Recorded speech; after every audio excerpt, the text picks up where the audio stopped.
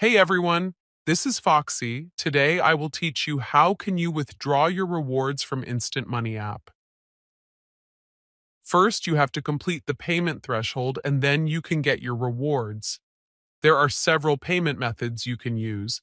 First is Binance, where you need Binance username and Binance USDT. Other methods are Jazz Cash, where you need your name and contact number, then Easy Pisa, same you write your name and contact number. Others are TRC20, BEP20, ERC20, and Solana address, in which you have to write their correct address.